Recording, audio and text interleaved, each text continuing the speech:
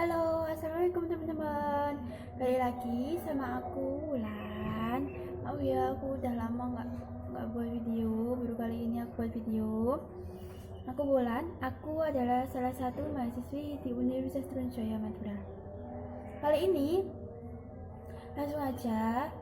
Aku akan berusaha membahas tentang apa itu teori konflik, siapa aja tokohnya, pemikirannya gimana, dan realitas sosial yang ada di. Oke, teman-teman, langsung aja kita bahas apa itu teori konflik. Nah, di sini aku akan membahas teori konflik tapi menurutnya Karl Marx. Ada beberapa banyak tokoh teori konflik, yaitu pertama Karl Marx, ada Dahrendorf dan juga Lewis Althusser. Aku nggak bahas semuanya ya teman-teman, aku bahas satu aja, yaitu Karl Marx. Karl Marx memandang bahwa konflik ini terjadi antara dua kelas, yaitu pertentangan antara dua kelas. Kelas siapa aja kah? Yang pertama yaitu kelas bourgeois. Kelas bourgeois ini merupakan sebuah kelas atas, kelas yang memiliki alat-alat produksi, yang memiliki modal, dan biasanya kita sebut sebagai majikan dan lain-lain. Sedangkan kelas proletar ini merupakan kelasnya kaum buruh, yang menurut Marx seperti itu ya. Aku akan ngasih contoh ya. Menurut aku sih ini berkaitan erat dengan kondisi kita saat ini, yaitu dengan adanya COVID-19. Apa dampaknya dari COVID-19? Menurut aku ya guys, konflik sosial ini terjadi karena tidak adanya kesesuaian harapan antara harapan masyarakat dengan kenyataan yang ada sekarang. Bagaimana masyarakat tentunya berharap memiliki kehidupan yang lebih baik, kehidupan yang bisa mencukupi kita sehari-hari. Tapi dengan kenyataannya, dengan adanya COVID-19 ini, masyarakat diwajibkan untuk social distancing, work from home. Artinya kegiatan apa-apa dilakukan di rumah saja dan nggak boleh keluar rumah. Dengan adanya COVID-19 ini, pandemi COVID-19 ini, bagaimana dengan masyarakat kelas menengah ke bawah? Kita akan bahas kemiskinan, khususnya masyarakat dengan adanya kemiskinan ini, bagaimana masyarakat kelas bawah ini mempertahankan hidupnya. Nah, tentu saja ada berbagai cara yang dilakukan oleh masyarakat. Kita tahu bahwa pandemi ini mempunyai dampak yang begitu besar. Tindakan kriminalitas, gelombang PHK, dan ancaman kriminalitas yang begitu tinggi di tengah PSBB seperti ini ya, akan menimbulkan sebuah tindakan agresi-agresi yang dilakukan oleh masyarakat, khususnya masyarakat yang tidak mampu atau masyarakat proletar kalau menurutnya Karl Marx. Tindakan-tindakan kriminalitas ini apa saja? Contohnya seperti pembegalan, pencurian, dan lain-lain sebagainya.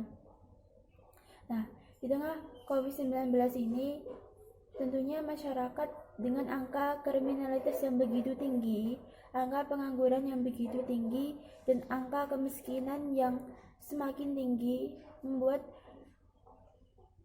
konflik sosial yang di masyarakat. Konflik sosial ini sendiri apa aja? Tidak hanya konflik kelas, tapi juga konflik sosial, konflik antara mereka harus mencukupi kehidupan mereka sendiri.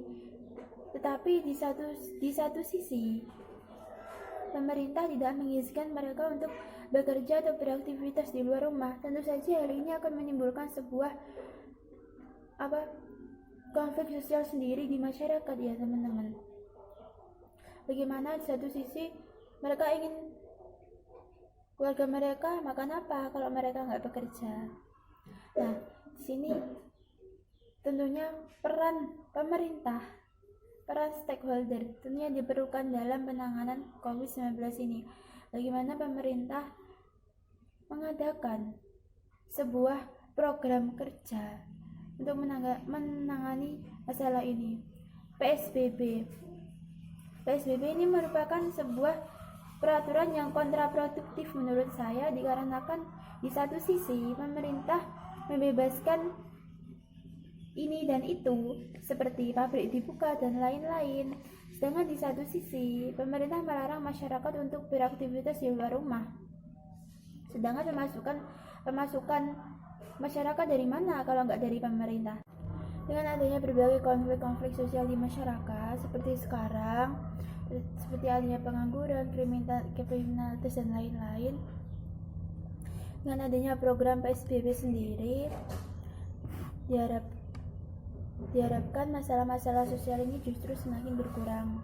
Dan diharapkan semoga konflik-konflik sosial yang ada di tengah masyarakat ini semakin berkurang dan pemerintah bisa secepatnya mengatasi masalah tersebut sehingga tidak terjadinya lagi, sehingga dapat meminimalisir adanya sebuah penyimpangan yang sosial dikarenakan kebutuhan masyarakat sendiri tidak terpenuhi, apalagi adanya napi asimilasi yang semakin merajalela di masyarakat. Dengan hal ini bisa saja dimanfaatkan oleh oknum-oknum yang tidak bertanggung jawab untuk melakukan tindakan kriminalitas yang jauh lebih berbahaya lagi. Oke, sekian video dari saya. Kurang lebihnya mohon maaf ya guys. Mohon maaf atas segala kekhilafan kata atau kekurangan kata. Sekian dari saya. Billahi taufiq wal hidayah. Wassalamualaikum warahmatullahi wabarakatuh. Dadah.